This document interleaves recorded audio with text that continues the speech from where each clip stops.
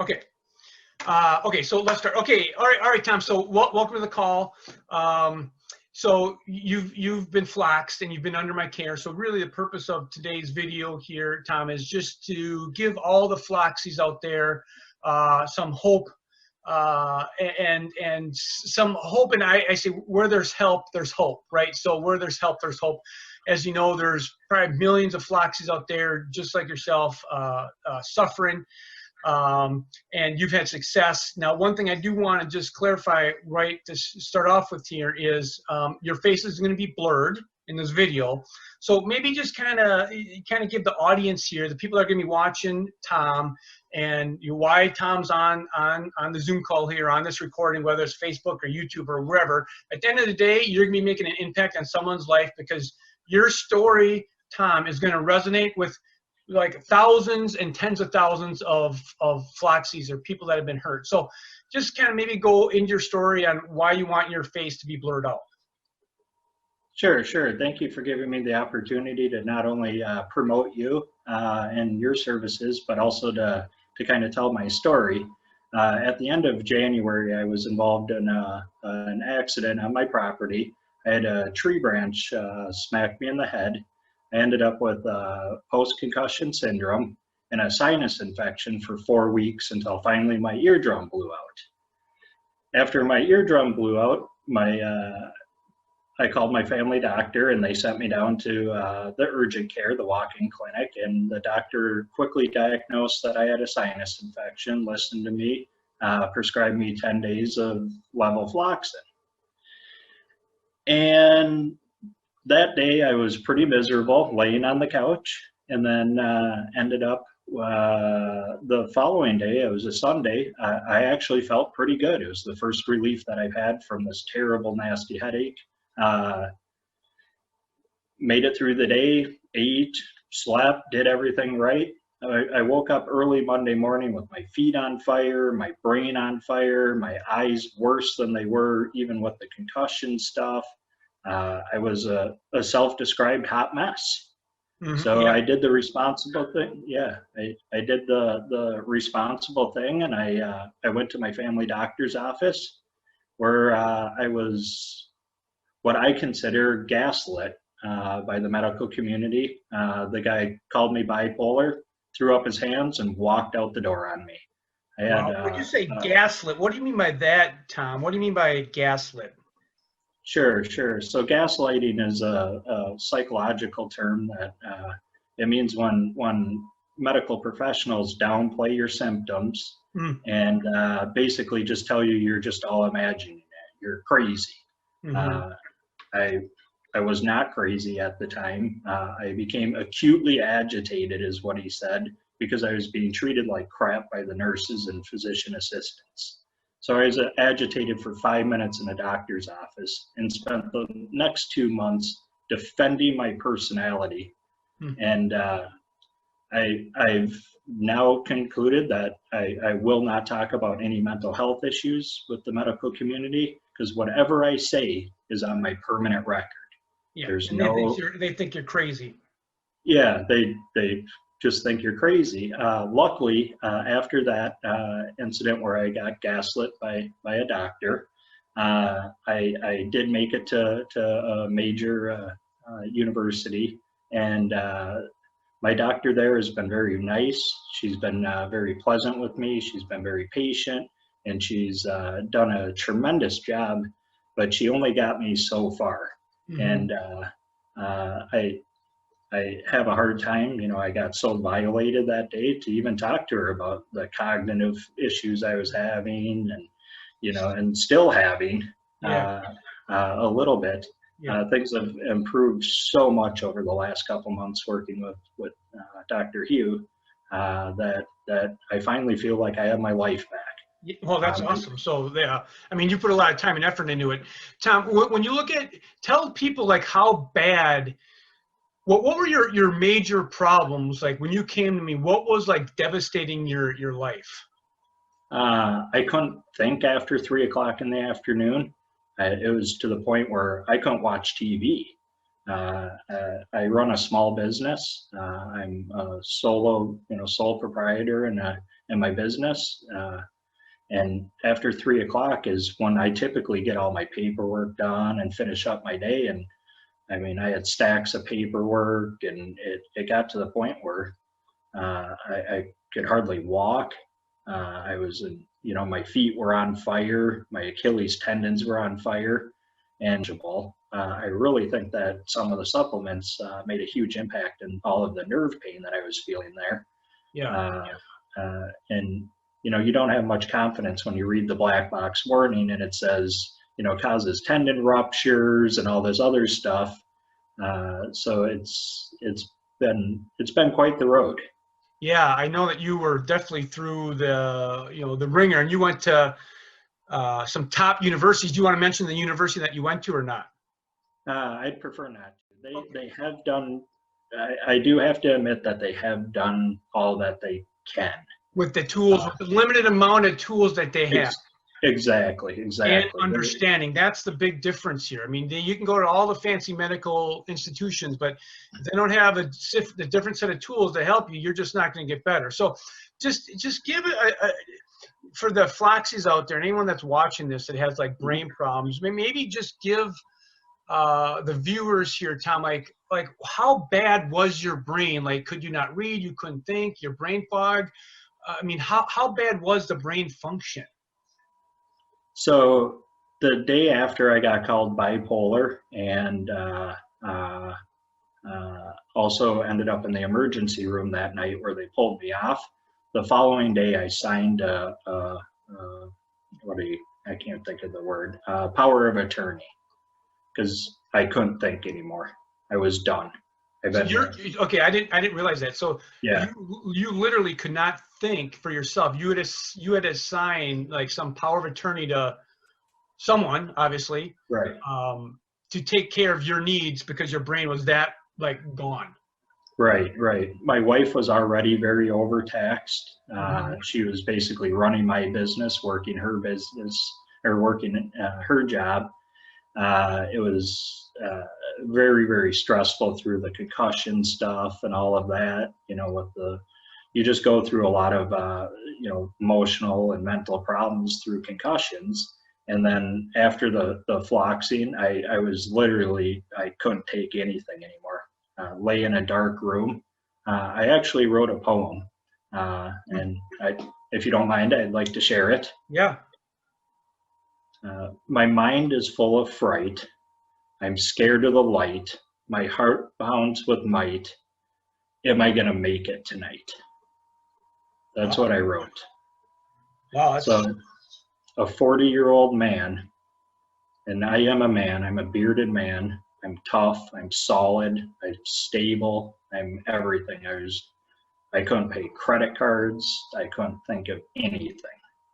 And over the following months, I was able to get some sleep and work with a life coach that I hired to help me regain a lot of the just basic sense of time, and I was journaling a lot. If you talked to me one day and then the next day I talked to you, I'd remember the conversation, but I had no idea when it was. Wow. It could have been a month ago, 2 months ago, and it was affecting my business. It was affecting my personal life. I literally thought I could die. And as the months went on, I just kept dealing with it, just kept working it, I'm a very optimistic person. I like to always think of the positive. I've made such a huge impact working with you over the last couple months. I've lost weight. I'm more concentrated on my health. I have to admit, for years I've been working on everybody else's stuff, and this year I'm deciding to work on myself. Yeah. I mean, wow. Thank you for reading that poem. That brought a little tear to my eye, man. I mean, you knew that by heart. You didn't read that from any piece of paper, Tom. You just like ripped that off. Like you knew that by heart. You've said that probably thousands and thousands of times to yourself. Yeah, I have. A guy goes through what I consider PTSD. I still can't drive by the doctor's office. I still can't. It's even hard even talking about it. I will not talk about all of this stuff to a medical professional, right, because then I'm deemed crazy. And if I have athlete's foot, they're going to think I'm just crazy. Yeah, right.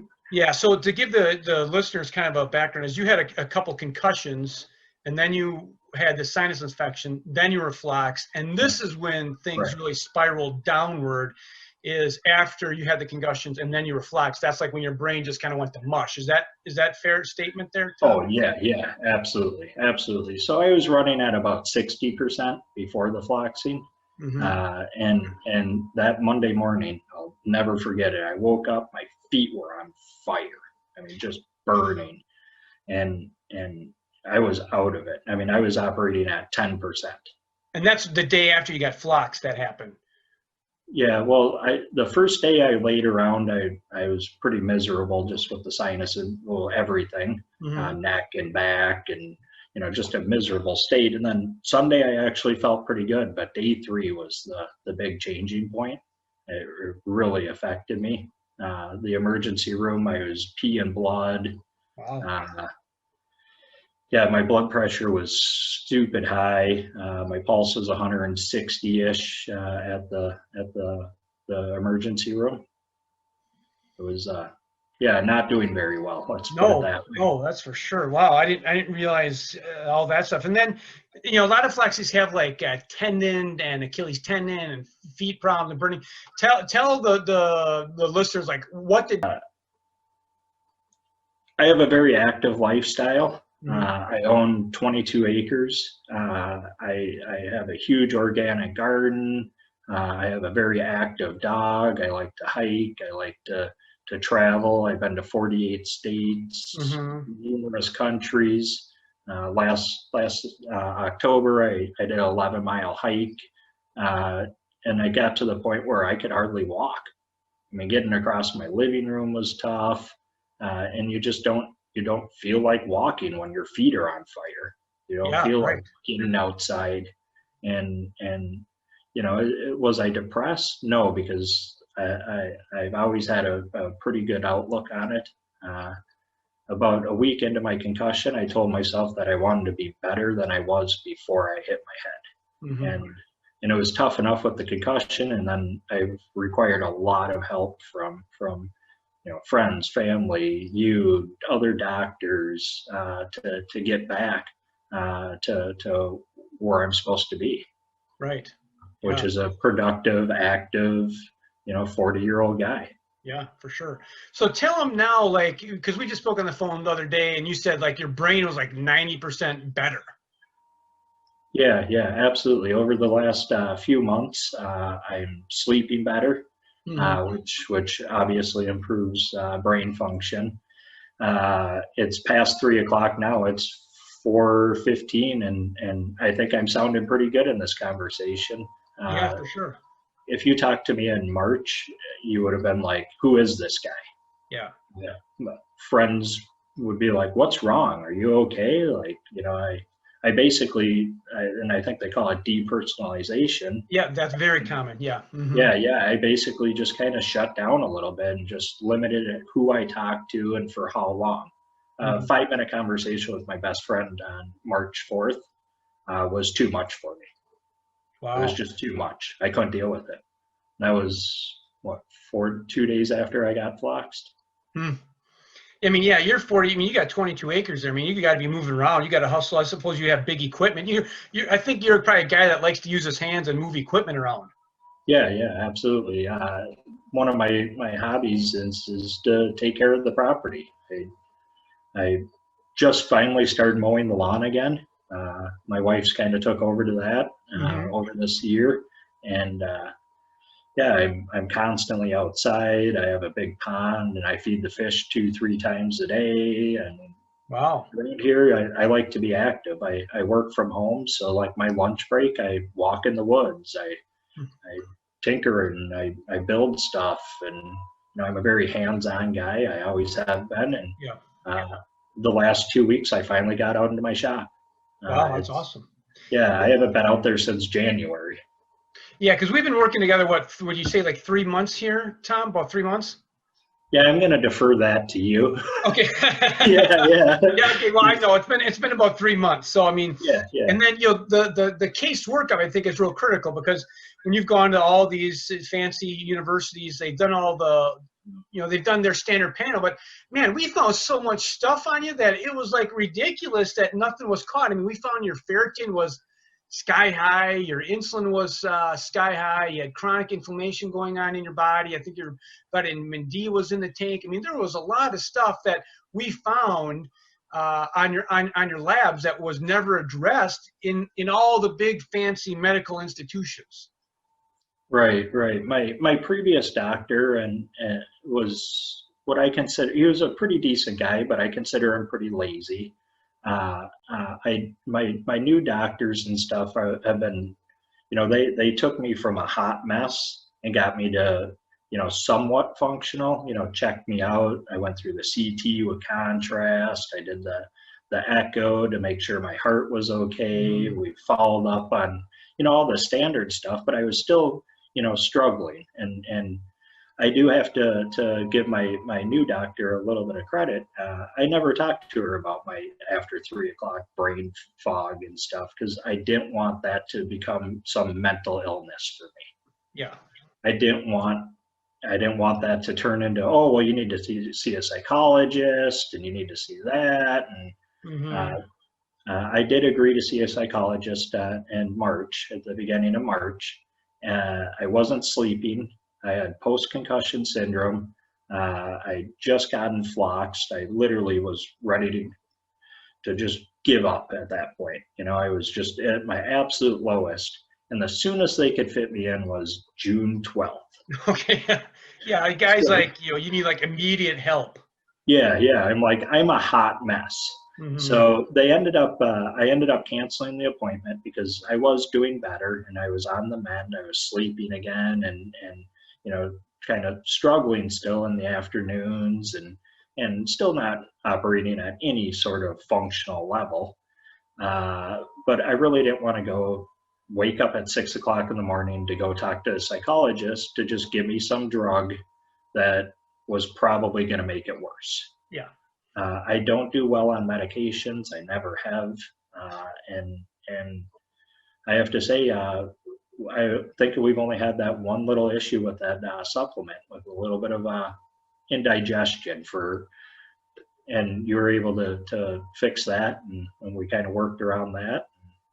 Yeah. I've been very happy. This is my first time ever working with a functional medicine doctor, and I have to say that I'm doing much better. Yeah. Well, how much better would you say that you're doing? Just when you say overall, this is Tom's own like rating scale. Like, what do you you just had to throw a number out, percentage-wise. How much better are you? I would say 90%. I mean, this is the thing with the community, man. Like, if you're out there and you're listening to Tom's story, he's 90% better, and he's afraid to go into the medical system because they just beat him up and beat him up and beat him up. And here we get to the root cause of the problem. It's an individualized, custom tailored program. We did the right test, and now, dude, you got your life back, man. Yeah, it's been awesome. You measure function by percentage. I did a 2.5-mile walk, one of our favorite walking trails, just the other week, and I suffered a little bit, but I made it. During it, I was in some pain, but compared to March, I wasn't willing to walk to my mailbox. Yeah, you couldn't even walk in March. Your Achilles tendons were so bad. Right. And the bottom of your feet inflamed. And I always think it's like neuropathy. That's how I describe it. My feet were on fire, and today they're little pins and needles. And I even have times where my feet don't hurt. Yeah. So things are moving in the right direction. I definitely think that, with a little bit more time and a little bit more, help and I think I'm going to be better than I was before I hit my head. Yeah, no, I agree with that. I think, when people come Floxed, their commitment to their health is so much higher than when they weren't flexed, because they have so much damage going on, right? So I know when I got on the phone, I could kind of just, like when you had all these concussions, like, man, you know, you got brain inflammation, your brain's inflamed, you got bad gut, who knows all the other things that we're going to find here in the labs. And we found a whole bunch of like blood glucose problems. And then it's just like taking these things that we found and applying a custom plan to move the needle from here to here. And like, we have phone calls and Zoom calls. And so it's a really specific program that we put you on to start to move the needle. We even did mold tests. We did mold tests, organic acid tests. So it was really thorough tests that none of these other institutions were doing on you. Yeah, yeah. And I do think the insurance companies also hold back on what they're able to do and what they're able to help. And it's just so cumbersome to get the help that you need. Yeah.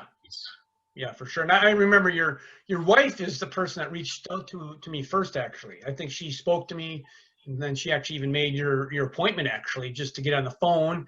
And she was like, well, I don't know, you just get on the phone and see what happens. And then I remember that call actually really clear, because you were on the fence if you were actually going to move forward. And then right when I was about ready to hang up the phone, you said, nope, let's do it. Yep. You remember that call? Yeah, oh yeah, absolutely. I remember that very well. And why I was on the fence is I've lost a ton of money this year through my business. Yeah. I've spent a ton of money at the Western medicine places getting checked out.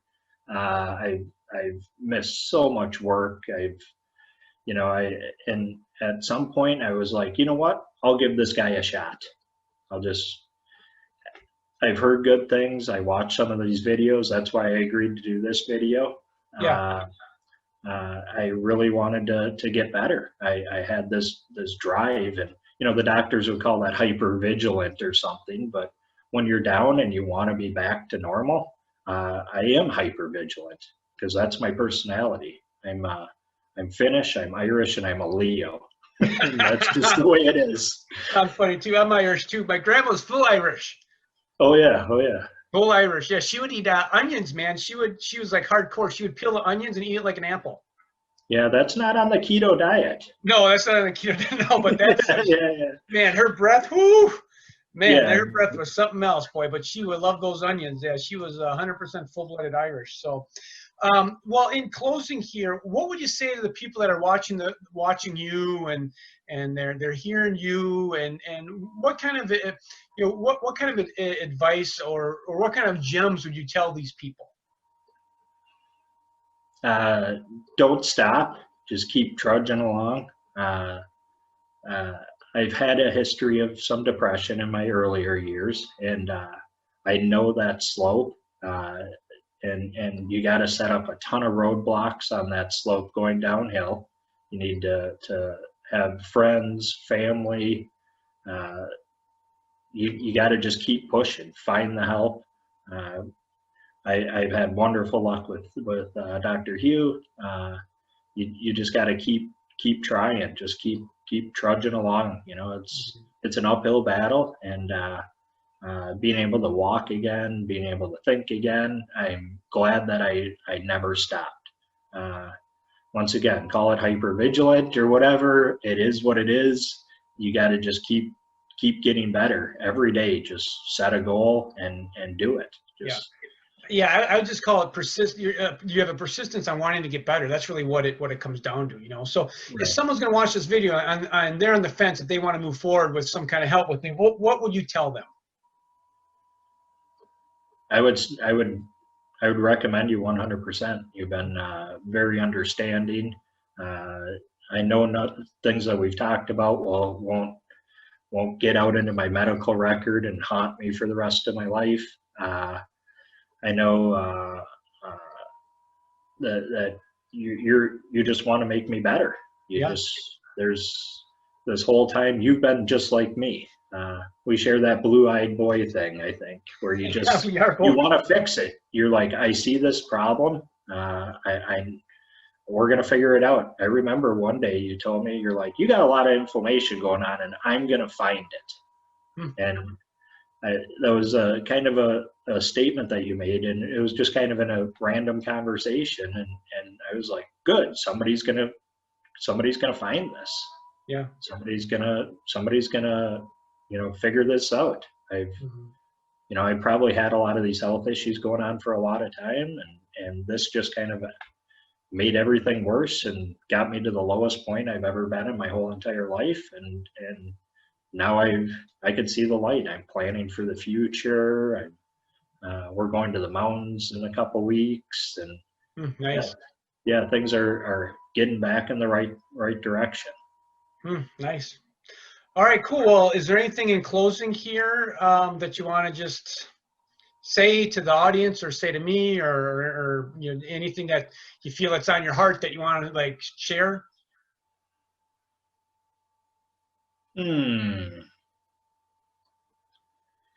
Be proactive in your healthcare. Be proactive. Believe in yourself. Don't be hard on yourself. I've really had to work on that. When things aren't right and you screw something up, it's because you're not right. It's not. You just don't be hard on yourself, and just don't give up. Just keep fighting. Just keep moving forward. Talk to Dr. Hugh when you got problems. If your doctor isn't listening to you, get another doctor. It's I think it's a team that needs to be in place to get you recovered. Yeah, I really do. Yeah. Okay, well, excellent here, Tom, and I appreciate you coming on the phone call. And this is why I've studied thousands and thousands and thousands and thousands of research articles and lectures and traveled all over the world to make an impact on your life and other people's lives. And that's the greatest joy that that can come back to me, is just seeing like a life changed, and a life that's changed, and you can enjoy life, and you can enjoy your wife and your life and your yard, and do all these things that God designed every one of us to be able to do. Yeah, absolutely. All right.